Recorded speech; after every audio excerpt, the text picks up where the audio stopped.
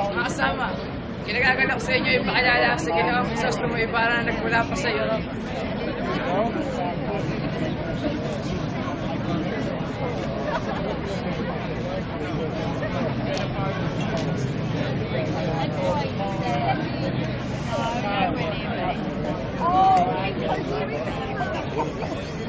Aba, ang mga kura ng aking bayan, ang matalik na kaibigan ng aking ama. Ipagpatawad niyo po ang aking pagkakamali. Hindi ka nagkakamali. Ngunit kailanman, hindi ko naging kaibigan ng iyong ama.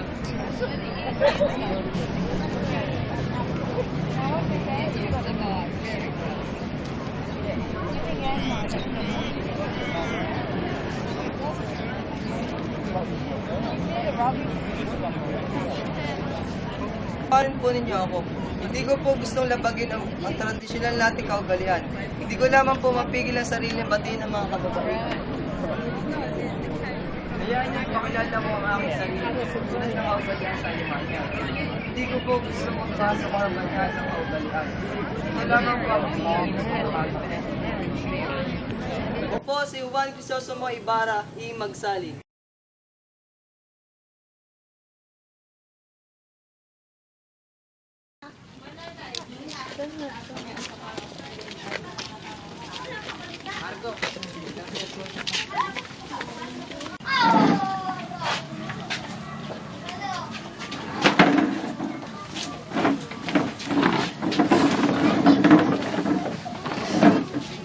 Sa inyo ang upuang ito. Hindi po, ito ay para sa iyo. Alang-alang po sa inyong katandaan, katungkulan at pamamahala. Sa inyo na po ang upuang ito.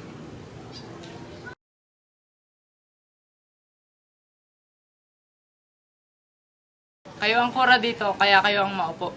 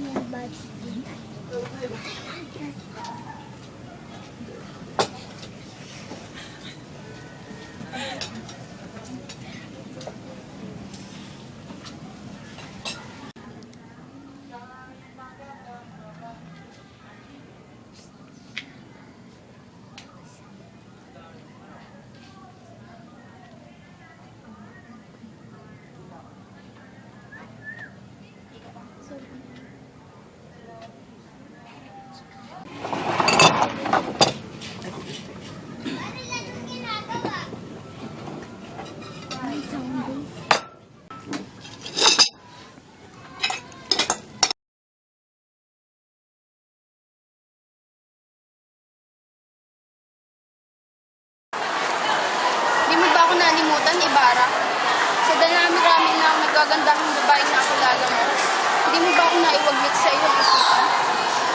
Pwede ko ba naman daw makalimutan ang buhay ko?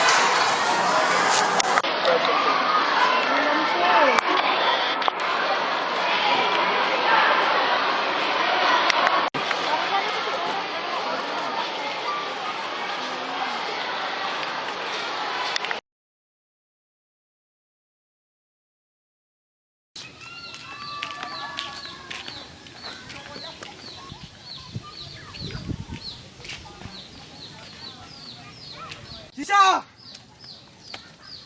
Sisa! Tamang-tama, gutom na ako.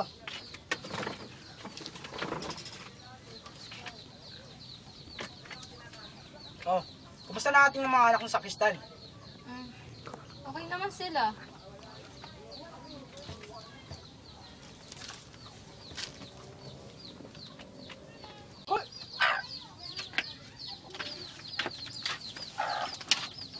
Oo nga pala, bibigyan mo sa akin ng kalahating sasahurin ng ating mga anak.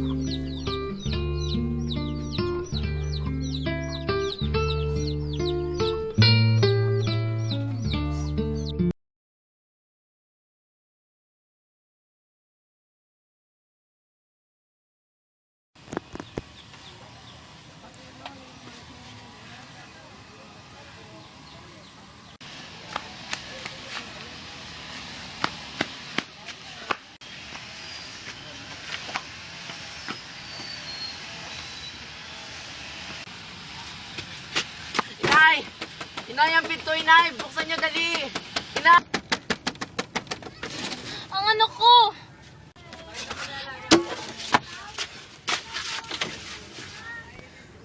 Si Crispin. Inay, si Crispin. Naiwan siya sa kumbento. Naiwan? Buhay ba siya?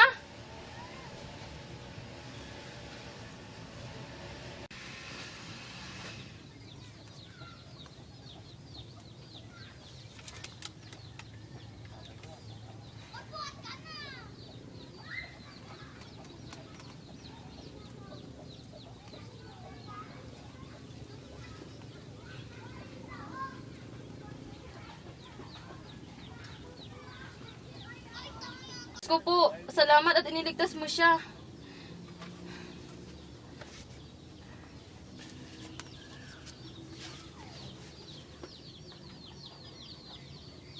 Isang dali na lang at patay ka na. Ang mga gwardiya sibil talaga hindi nakakaunawa sa damdaming makaina.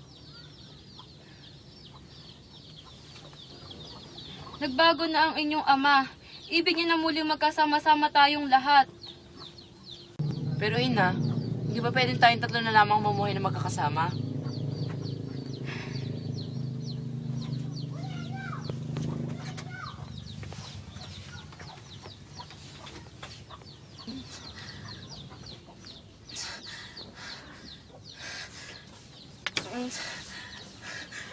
Bakit anak? Bakit ka umiiyak? Inay, nanaginip ako. Ano ang panaginip mo? Sabihin mo sa akin at ako din hindi makatulog. Ayoko na. Ayoko na inang maging sakristan. Ano ang balak mo? Magpapalakas ako. Mamamasukan ako kay Ginoong Ibarra. Ang si Crispin ay kay Ginoong Tasyo na lamang. At pag lumaki ako, hihiram ako ng kaputol na lupa. Magtatanim ako. At si Crispin, pag-aaralin natin siya sa Maynila upang maging isang doktor. Mabuti anak.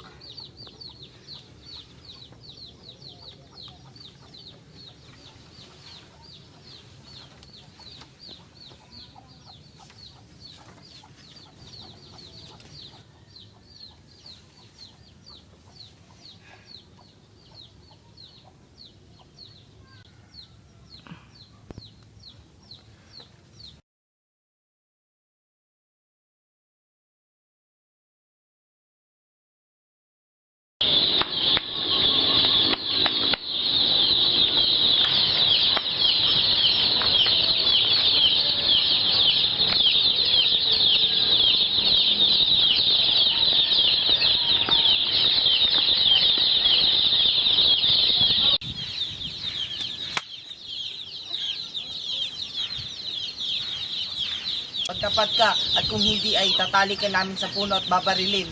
Inaka lang magnanakaw. Hinanang magnanakaw? Saan mo dinala ang salapi na ibinigay sa iyo kagabi ng anak mo? Ah, ang kwalta? Huwag kang magsinungaling at masasaktan ka. Mga Ginoo, kami po ay sanay na sa hirap at gutom. Maghalughog po kayo sa aming bahay at kung may makita kayo na kahit magkano, gawin niyo na ang nais niyong gawin sa amin.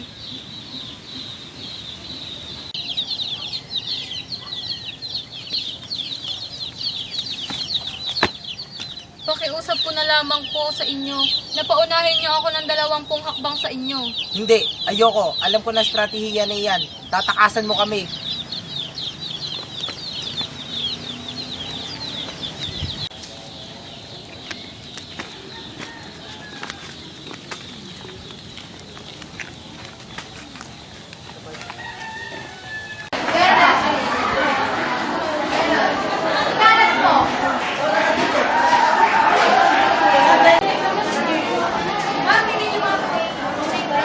Ipapangunang halaga ko ang subong ng pura para sa iyo, Sisa.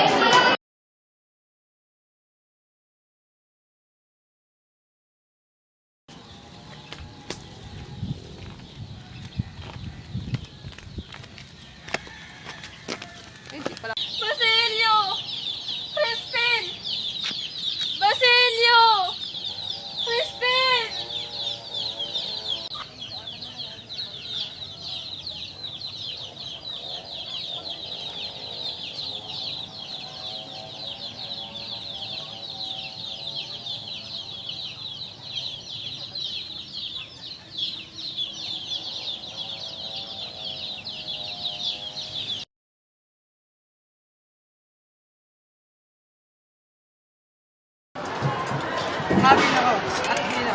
Darating ngayong hapon ang kanyang kamahalan.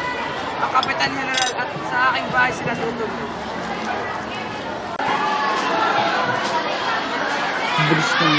Ngunit, Padre Damaso, Kilalanin niyo kung ano ang maging Indio. Matuto ng konti ay nagtuturing ng isang doktor. Lahat sila ay nagwawakas gaya ng nararapat sa kanila. Narurusahan ang mga magulang ng ganyang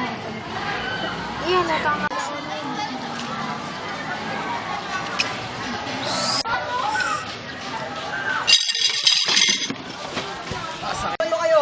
Ang di ibig mamatay ay wag lalapit. Tama na yan, Ibarra.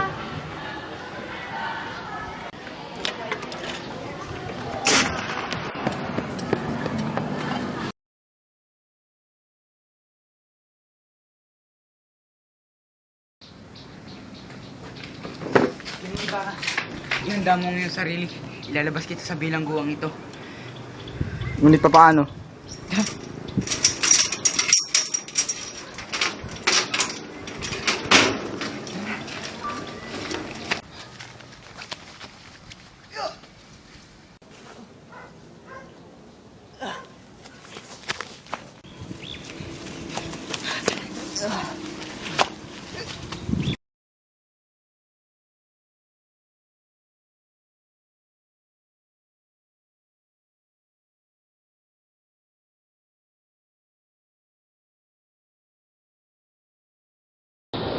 Maria!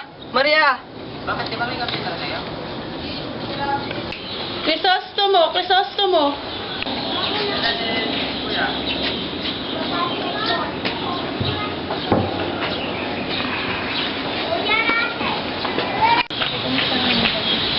Tatandaan mo ba ang sumpang pinangako ko sa harap ng bangkay ng ina ko? Nakita'y paliligayahin, ano man ang mangyari sa akin. Pinilit kong ialay sa iyo ang 1,000 at isang katuwaan sa buhay, pag-ibig, katahimikan, at karangalan. Pero nagkulang ka sa iyong sumpa, sapagkat hindi mo naman siya ina. Naunawaan kita. Karapatan mo ang humanap ng ibang magmamahal. Alam kong hindi na tayo muling magkikita.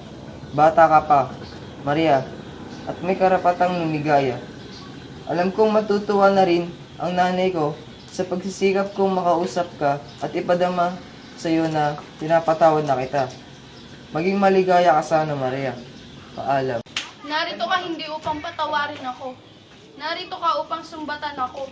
Upang dustain ako. Naririto ako, Maria. Hindi upang sigahan ka. Gusto lang kita makita kahit sa huling pagkakataon. Sa pagkikita natin ngayon, alam kong magkakaroon ka na ng katiwasayan. Minamahal kita, Crisostomo. Alam mo yan. Pero kailangang magkalayo ang ating landas sa utos ng kapalaran. Hindi mo alam ang ugat ng kasaysayang pinanggalingan ko. Wala kang kaalam-alam kung sino talaga ako. Minamahal kita, Crisostomo. Alam mo yan. Pero kailangang magkalayo ang ating landas sa utos ng kapalaran. Hindi mo alam ang ugat ng kasaysayang pinanggalingan ko. Wala kang kaalam-alam kung sino talaga ako. Ugat ng kasaysayan. Patawarin sana ako ng aking ina sa pagbubunyag ng sikretong nakapaikot sa aming pamilya. Sikreto ng iyong pamilya. Oo, Crisostomo. Hindi kasi si Kapitan Tiago ang tunay kong ama, kundi si... Sino? Sino?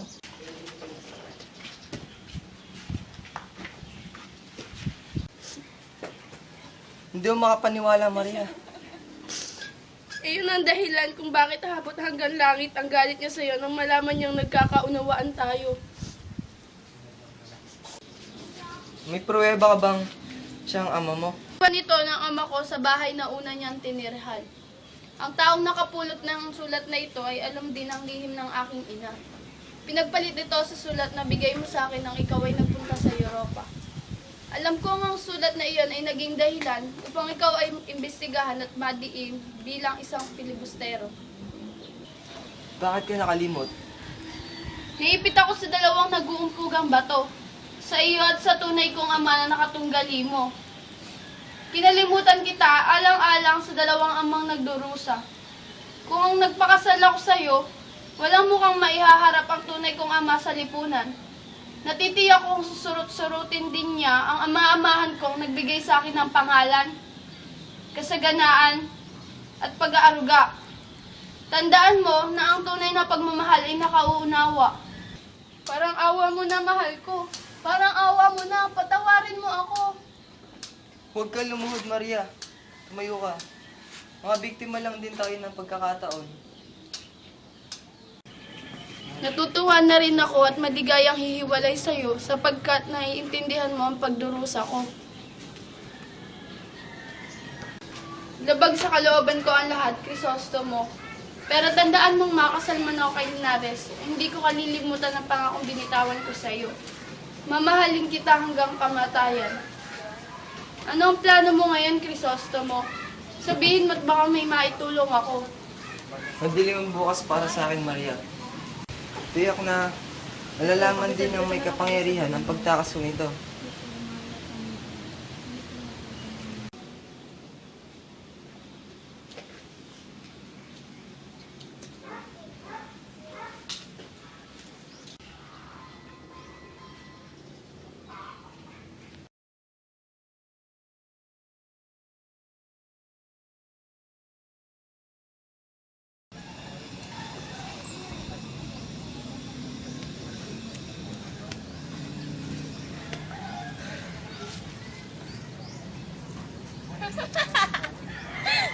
Ang inay ko. Oo nga, si inay.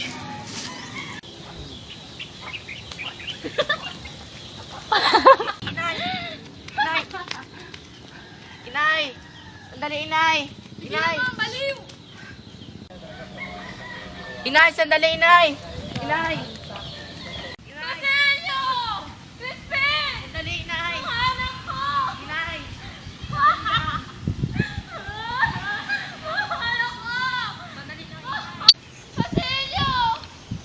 Crispin! Ang anak ko!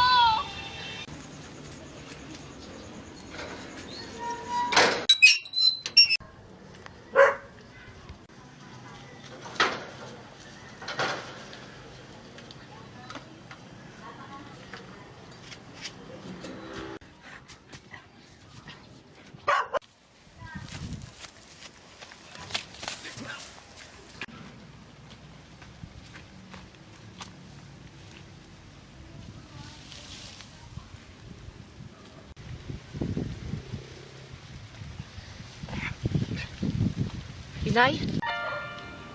Inay? Ano nangyari sa inyo, inay? Inay! Inay ko, inay! Gumising ka, inay! Inay!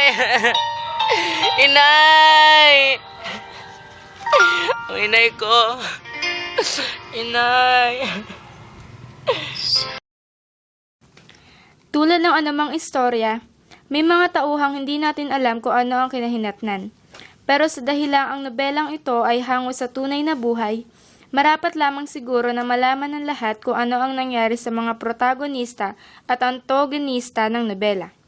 Pero bago matunton kung ano-ano na ang nangyari sa kanila, dapat din sigurong unawain na bagamat may ilang tauhan ditong may bahid ng kasamaan, hindi naman nangangahulugang lahat ng kauri nila ay sumisisid din sa putikan. Sapagkat nakadaupang palad natin lahat ang mga tauhan sa nobela, karapatan nating lahat na malaman kung nasaan sila. Unahin natin si Maria Clara. Itinuloy ng mayuming dalaga ang pagpasok niya sa pagmamongha. At si Padre Damaso, ilang taon muna ito nanirahan sa Maynila bago tanggapin ang pagiging kura paroko ng isang malayong probinsya. Sa labis sa sama ng loob, may nagbalitang natagpuan na lang itong patay sa higaan. May nagsasabing ang kinamatay nito ay alterpesyon, may nagsasabi namang bangungot. Si Padre Salvi naman ay naghintay sa ipinapangakong pagiging obispo niya. Paghihintay na natapos sa paghihintay. At si Kapitan Tiago, matapos dalhin sa kumbento ang anak-anakan, pinaimpake nito ang lahat ng baro ng mag-ina at pinadalang lahat kay Tia Isabel kung saan sa Malabon o sa San Diego pinamimili ang tumira.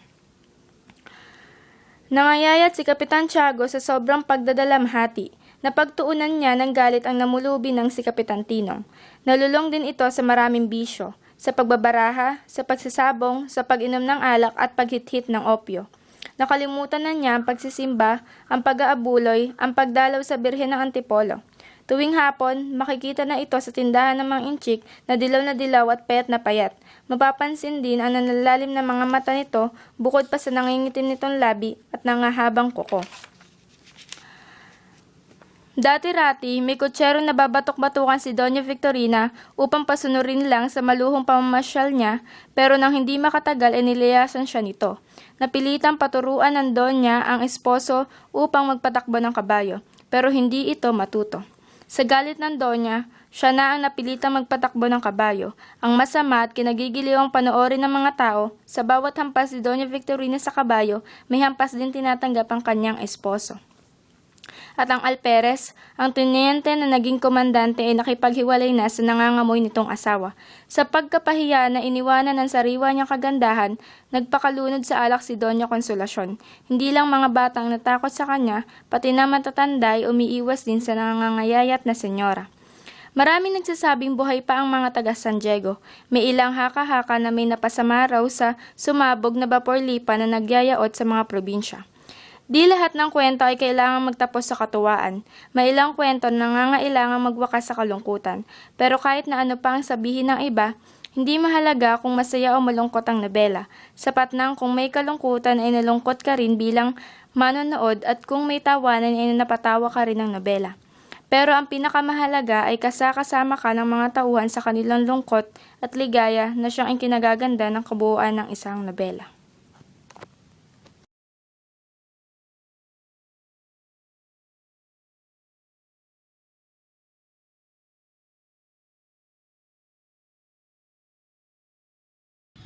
Basilio! Crispin! Mga anak ko!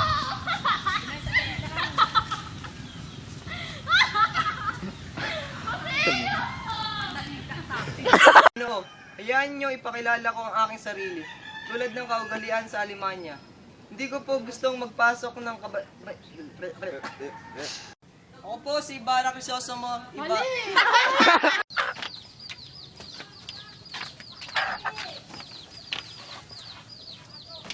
Oo nga pala, Sisa. Bigay mo sa akin na... Wala akong nalalaman sa arkitektura ba? Bagamat wala akong nalalaman sa arkitektura, tinatawanan ko na lang ang mga taong Mangmang!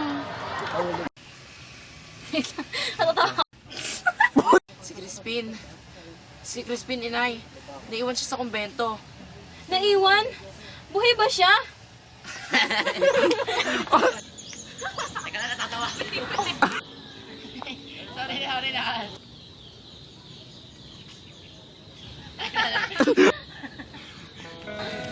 Ano? bagali.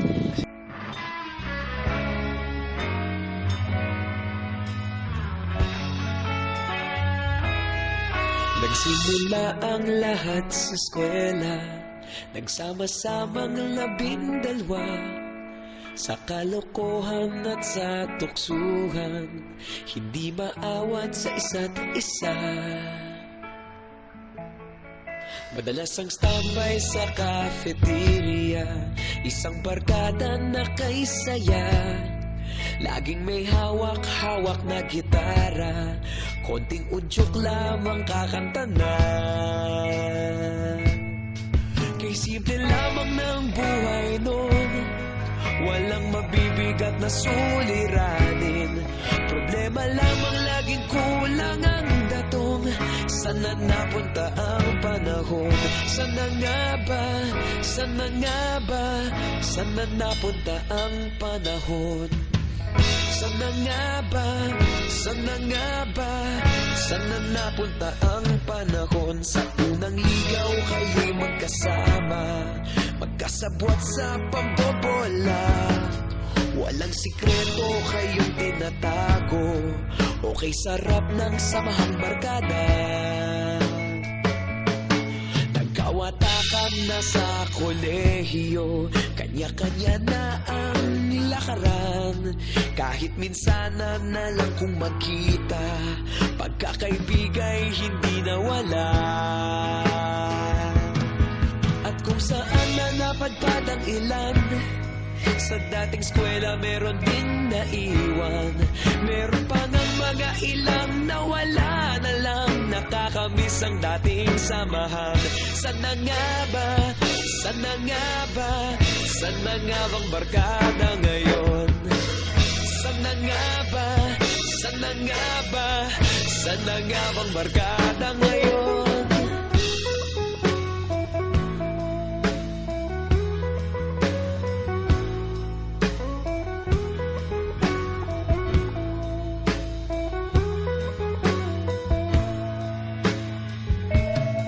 Ilang taon din ang nakalipas, wala pa sa aming tatay na nagsusumikap upang yumaman at kuminhawang kinabukasan. Paminsan-minsan kami nagkikita, mga naiwan at natira. At gaya nung araw namin sa eskwela, pag magkasama'y nagwawala. Napakahirap malimutan ang saya ng aming samahan. Kahit lumipas ng ilang taon, magkabarkada pa rin ngayon. Magkaibigan, magkaibigan, magkaibigan pa rin ngayon. Magkaibigan, magkaibigan, magkabarkada pa rin ngayon. Magkaibigan, magkaibigan,